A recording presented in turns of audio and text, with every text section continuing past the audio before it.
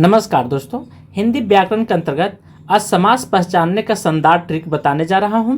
भूल करके भी आप लोग कोई नियम रटेंगे नहीं, केवल समझना है, अंत तक पढ़ लेंगे और यही सबसे बड़ी बात होगी। और आज के बाद मैं गारंटी लेता हूं कि समास दोबारा पढ़ने की ज़रूरत नहीं होगा और पलक झपकते और समास पहचान लेंगे कोई भी एग्जाम में। ठीक है, समास का पहले परिभाषा हम समझेंगे। दो या दो शब्दों से मिलकर के बने हुए सार्थक शब्द को क्या कहते हैं? समास कहते हैं। उसी चीज़ को हम ट्रिक के माध्यम से समझ लें। समास का अर्थ होता है संक्षेपीकरण करना, घटाना, संक्षिप्त रूप में लिखना या कम करने की क्रिया को ही समास कहते हैं। ठीक है, ये सब ट्रिक आप यहाँ रटना नहीं है, केवल समझना है। समास के भेद कौन कौन है? द्वंद्व, द्विगु, तत्पुरुष, कर्मधारय, बहुब्रीहि, अविभाज्य समास। ये समास के भेद हो जाते हैं।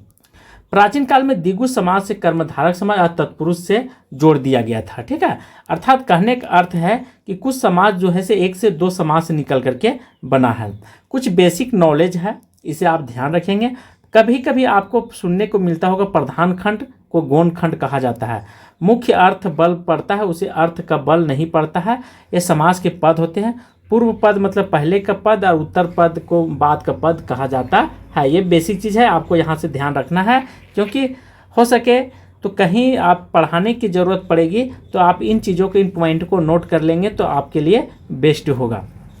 अब ट्रिक क्या है? अविभाज्य समास में कभी कभी दे देता है क्वेश्चन में कि इनमें से कौन सा है पूर्व पद प्रधान होता है तो वह कौन सा समास कहलाता है। तो आप इसको ध्यान रखेंगे कि पूर्व पद प्रधान होता है, मतलब पूर्व मतलब हमें बताया था पहले का पद। ठीक है, तो वह अविभाज्य समास के अंतर्गत आएगा। और उत्तर मतलब बाद में, बाद का जो जो पद आएगा वह तत्पुरुष समास और कर्मधारक समास और द्विगु समास। ठीक है, तत्पुरुष समास से दो समास निकल करके आया है, कर्मधारक और द्विगु। इसीलिए देखिए उत्तर पद, उत्तर पद, उत्तर पद, ये सब का क्या है? द्वंद्व। ये सब का जो एथी है, ठीक है, डीएनए वो सेम मिल रहा है। देखिए यहाँ पे डीएनए सेम है, उत्तर पद, यहाँ पे उत्तर पद, सबका रक्त क्या है? एक जैसा उत्तर पद, इस सब का डीएनए सेम है। द्वंद्व समास में दोनों पद प्रधान होता है और बहुप्रिय में कोई पद प्रधान नहीं होता है। अविभाज्य समास, अविभाज्य समास कहने का अर्थ होता है लिंग वचन कारक। ठीक है, कारक मतलब कर्ता ने कर्म को करण से, ये सब को कारक कहा जाता है। और प्रसंग भी बोला जाता है। काल तो जान ही रहे, वचन, लिंग, ये सब के माध्यम से कोई परिवर्तन नहीं होता। जिस समाज में पहला पद प्रधान होता है, पहला पद, ठीक है, जैसे राम, राम और इधर कुछ रहेगा तो ये क्या होगा? पहला पद ये हो जाएगा। जिस समाज में पहला पद में उपसर्ग लगा रहता है, जैसे देखिए यहाँ पे उपसर्ग लगा हुआ है। इसका सबसे आसान ट्रिक मैं दे रहा हूँ कि क्रिया को छांटना है। क्या करना है? क्रिया को छांटना है। तो शक्ति क्या है? एक क्रिया है। दिन क्या है? अनुरूप, मरण। देखिए यहाँ पे आपको केवल इस सब को छांट करके लिखते जाना है, काट देना है। ठीक है, ऐसे भी सेंटेंस को आप काट दीजिएगा। क्या करना है कि एग्जाम हॉल में इस सेंटेंस को आपको काट करके पढ़ना, रूप। ठीक है, यदि अर्थ सही निकल जाएगा, सार्थक अर्थ निकल जाएगा तो समझ लीजिएगा कि इसमें उपसर्ग लगा हुआ है। तो जहाँ पे उपसर्ग लगा रहेगा, ठीक है, उपसर्ग जहाँ लगा रहेगा वहाँ अविभाव हो जाएगा। वह समास क्या हो जाएगा? अविभाज्य समास कहलाएगा। यह ध्यान रखेंगे। या भूल जाते होंगे तो आप समझ लीजिए। अब कहेंगे तो भाव मतलब क्या होता है? उसका वैल्यू बढ़ जाना, वैल्यू बढ़ जाना। ठीक है, तो उपसर्ग लग जाने से जिसका वैल्यू बढ़ जाता है वह अविभाज्य समास होता है। यह ट्रिक रटने की जरूरत नहीं, केवल समझने की जरूरत है। यह दूसरा ट्रिक है, क्रिया को छांटना है। ठीक है, और जहाँ क्रिया के छांटने से उसकी वैल्यू बढ़ जाती है, भाव बढ़ जाना। ठीक है, किसी किसी आप देखते हैं कि जब नौकरी लग जाता है तो उसका भाव बढ़ जाता है। ठीक है, वैल्यू बढ़ जाता है, तो उसको क्या कहेंगे? अविभाज्य समास कहेंगे। ठीक है, जैसे ट्रिक के माध्यम से धीरे धीरे बार बार ये भी अविभाज्य समास के अंतर्गत आएगा। देखिए यहाँ पे या उपसर्ग लगा हुआ है तो मरण बन गया। देखिए यहाँ पे क्या है? क्रिया है। रूप क्या है? दिन। ये सब क्या है? क्रिया है। छाट दीजिए तो छाटने से पता चल जाएगा, तो वो अविभाज्य समास हो जाएगा। अविभाव मतलब भाव खाता है, भाव मतलब बढ़ जाना, उसका मूल्य बढ़ जाना। ठीक है, और जिसका मूल्य बढ़ जाएगा वहाँ पे उपसर्ग लग जाने से, ठीक है, उपसर्ग लग जाएगा, वह अविभाज्य समास कहा जाता है। अर्थात हम कह सकते हैं कि अथा या अनु प्रति उपसर्ग लगा रहेगा वह अविभाज्य समास कहा जाता है। ठीक है, उसका भाव बढ़ जाना ही क्रिया को अविभाज्य समास कहा जाता है। जिस शब्द में नदी, पहाड़ पहले संख्यावाची विशेषण आ जाए वह अविभाज्य समास भी होगा। ध्यान रखेंगे, जैसे पंचवटी, ठीक है, पंच हिमालय, ये अविभाज्य समास आ जाएगा। कभी कभी वहाँ पे ऑप्शन में दे देगा द्विगु समास भी दे देगा। हाँ, द्विगु समास दे देगा तो आपको ध्यान रखना है कि क्या मारना है। तो सबसे पहला प्राथमिकता पंच हिमालय पंचवटी जो रहेगा, यह जो है से अविभाव समास को ही वैल्यू दीजिएगा। साफ साफा, घर घर, हाथों हाथ, कानों कान, ये सब द्वंद्व समास मत मारिएगा, ठीक है। ये हाइफन का चिन्ह लगा हुआ तो ये द्वंद्व समास के अंतर्गत नहीं आएगा, क्योंकि ये अविभाव समास के ही अंतर्गत आता है। जैसे मरण, बाकायदा, बेशक, देखिए बेशक को हम काट देते हैं, मरण को काट देते हैं, बाग को काट देते हैं तो कायदा आ जाएगा, नी को काट देंगे तो रोग आ जाएगा। इस तरह से आपको ध्यान रखना है। अब द्वंद्व समास, द्वंद्व मतलब इधर भी 50, ठीक है, और इधर भी 50-50, यानी दोनों तरफ से। जैसे रस्सी खींचने की प्रक्रिया को कहते हैं ना कि एक तरफ से इधर से रस्सी खींचता है, एक तरफ से इधर से, जिसमें ज़्यादा बल रहता है वो मतलब जिस समास में योजक चिन्ह लगा रहता है, क्या रहता है, योजक चिन्ह लगा रहेगा, वह द्वंद्व समास कहलाता है। प्रमुख ये ट्रिक है, ठीक है, पहचानने का सबसे मुख्य ट्रिक है। लेकिन इससे पहले तो हमने बताया था कि योजक चिन्ह यहाँ भी लगा हुआ है, हाथों हाथ, कानों हाथ, लेकिन नहीं, यह ट्रिक वहाँ पे काम करेगा जहाँ द्वंद्व हो, प्रतिद्वंदी हो, ठीक है। जैसे माता पिता, भाई बहन, तो देखिए भाई उल्टा हो, ठीक है, द्वंद्व मतलब उल्टा। जैसे आप हारेंगे, आप थोड़ा सा ढील करेंगे रस्सी तो विपक्ष वाला क्या करेगा, वो जीत जाएगा, ठीक है, द्वंद्व, उसी को द्वंद्व बोला गया है।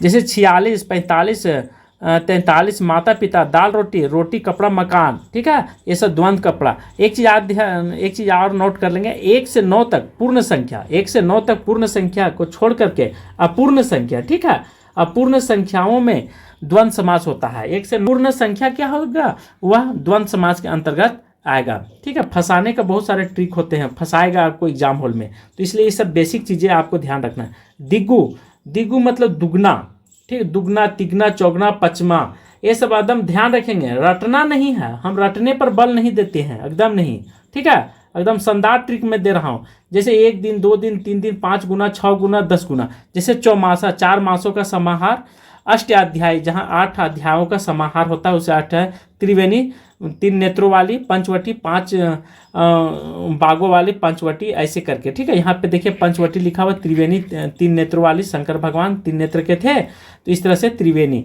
तो यहाँ पे कर्मधारक समास, अब 4 है कर्मधारक समास। जिस समास का एक पद दूसरे पद की विशेषता बताए, ठीक है, विशेषता बताए, वो कर्मधारक समास होता है। जैसे आप कपड़ा पहन लेती है तो आपकी सुंदरता बढ़ जाती है, ठीक है, शरीर की क्या हो जाती है, सुंदरता बढ़ जाती है। तो विशेषता क्या है, सुंदरता, ठीक है, उसी को विशेषता कहा जाता है समास में या व्याकरण के शब्दों में। विग्रह करने पर क्या क्या आपको मिलेगा, जो मिलेगा, रूपी मिलेगा, ये सब शब्दों का प्रयोग मिलेगा पद में, ठीक है। जैसे नीला आकाश है, नीला है जो आकाश, देखिए यहाँ है जो का प्रयोग हुआ है, नीला है जो आकाश। उसी प्रकार नील गाय, नीला है जो गाय, उसे नील गाय कहा जाता है। महात्मा, महान है जो आत्मा, उसे महात्मा कहा जाता है।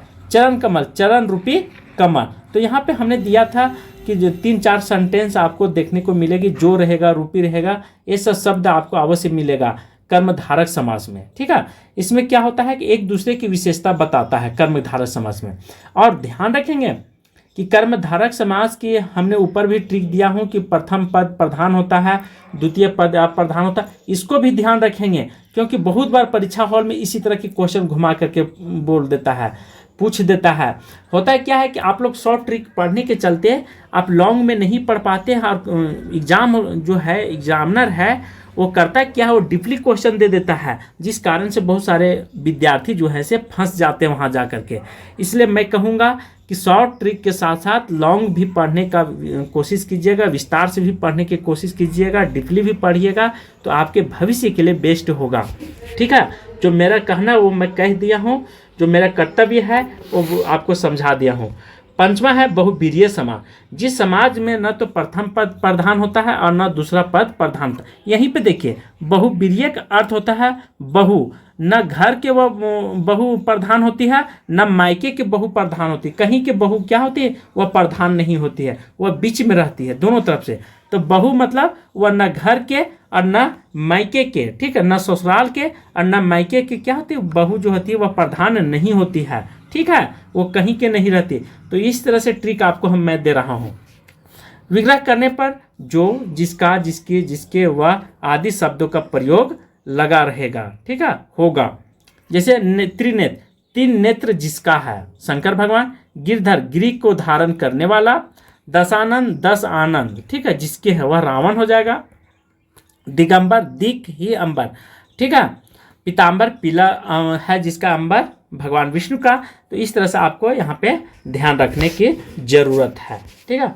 ये हो गया बहुब्रीहि समास। तत्पुरुष समास, दोनों पद किसी न किसी कारक चिन्ह से, का, के, की, को, के, सा, से, सी से बंधा रहता है, उसे तत्पुरुष समास कहा जाता है। जैसे गगन को चूमने वाला, देखिए कारक, यहाँ कारक चिन्ह लगा हुआ है। राजा का पुत्र, ठीक, राजपुत्र को क्या कहता है, राजा का पुत्र, का चिन्ह लगा हुआ। राजधानी, राजा की राजधानी, ठीक है। राजा की रानी को राजधानी कहा जाता है। रोगग्रस्त, रोग से ग्रस्त, उसे रोगग्रस्त कहा जाता है। अब तत्पुरुष समास को कारक के एथी से अलग अलग प्रकार में रखा गया है, ठीक है। कारक के, तो जिस शब्द में न लगा रहेगा, न, ठीक है, नकारात्मक शब्द का बोध होगा अथवा यन का प्रयोग होगा, ठीक है। ये उपसर्ग है, क्या है, उपसर्ग है, तो वह क्या हो जाएगा, तत्पुरुष समास हो जाएगा। जैसे अनदेखा, देखिए अन लगा हुआ है तो न देखने वाला, यन सुना, न सुनने वाला, अनहित, न सुना। ये देखिए आप अविभाव समास में मारेंगे, ठीक है, समझ लीजिए। बहुत बार मिस्टेक कर जाएंगे, कंफ्यूज कर जाएंगे कि अविभाव समास है, लेकिन ये क्या है, तत्पुरुष समास। तो इसको पहचानने का सबसे आसान तरीका यन या न लगा हुआ रहेगा, ठीक है, ये कारक चिन्हों से जुड़ा हुआ रहेगा। तत्पुरुष समास 3 प्रकार के होता है, कर्म धारक, करण और संप्रदान। तो कर्ता ने कर्म को करण, ये ट्रिक आपको ध्यान रखना है। ये आपको हम ले चलते हैं, कारक थोड़ा सा बता देते। देखिए कारक का चिन्ह आपको याद रखना है। कर्ता ने कर्म को, ठीक है, शून्य भी लगा रहेगा, को भी रहेगा, करण से द्वारा रहेगा, ठीक है, ये साधन या माध्यम को बताता है। संप्रदान को के लिए, अपादान से अलग होने के लिए, संबंध का के की, ना ने नी, रारेरी, सासेसी, अधिकरण में पर, असंबोधन हे हो अरे। ये चिन्ह आपको, जिसको प्रसर्ग भी बोला जाता है हिंदी में, ठीक है। 2 तरह के कारक भी लिखा रहेगा कहीं कहीं, और कहीं कहीं प्रसर्ग भी कह करके इसको संबोधित किया जाता है। ये चीज़ आपको भूलना नहीं है। इस चिन्ह को हर हाल में आपको रट लेना, ध्यान रखना है, क्योंकि व्याकरण एक ऐसी चीज़ है कि जहाँ पे सटीकता से नंबर आपको मिल सकती है। अब यहाँ पे कर्म तत्पुरुष, करण तत्पुरुष, संप्रदान तत्पुरुष। कर्म तत्पुरुष किसे कहेंगे, चिड़िया को मारने वाला। कर्ता ने कर्म को, क्या बोले थे, कर्ता ने कर्म को, तो को विभक्ति आ गया, तो देखिए यहाँ को लगा हुआ, चिड़िया को मारने वाला। मन को हरने वाला को मनोहर कहा जाता है। अब करण, करण में क्या होता है, विभक्ति से होता है, ठीक है।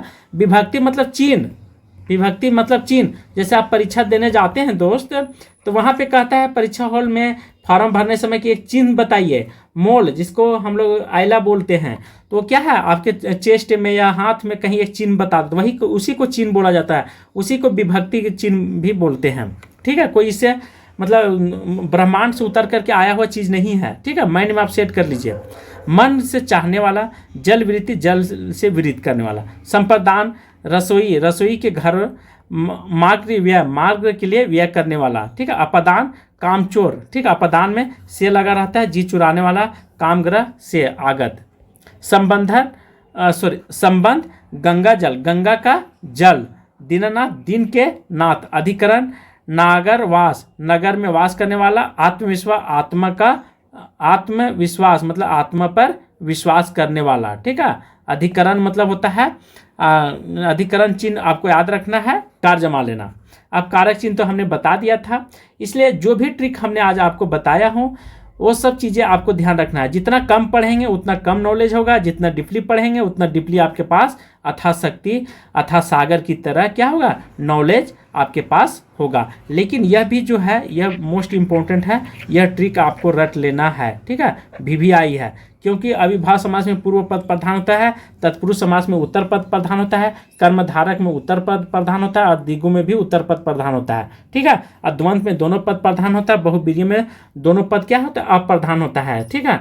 ध्यान रखेंगे, ये सब कभी कभी एग्जाम हॉल में घुमा करके पूछ देता है। ट्रिक के चक्कर में क्या होगा, ट्रिक पढ़ करके जाएंगे तो ट्रिक पढ़ते पढ़ते क्या होगा, क्वेश्चन तो बना लेंगे, लेकिन जरा सा घुमा करके यदि क्वेश्चन दे दिया तो शायद हो सकता है आप नहीं बना पाएंगे। तो आज की क्लास मैं यहीं पे समाप्त करता हूँ। मुझे आशा है कि आप सभी लोग को ज़रूर पसंद लगेगा, और पसंद लगेगा तो लाइक, शेयर और सब्सक्राइब जरूर कर दीजिएगा। थैंक यू, धन्यवाद, ठीक है।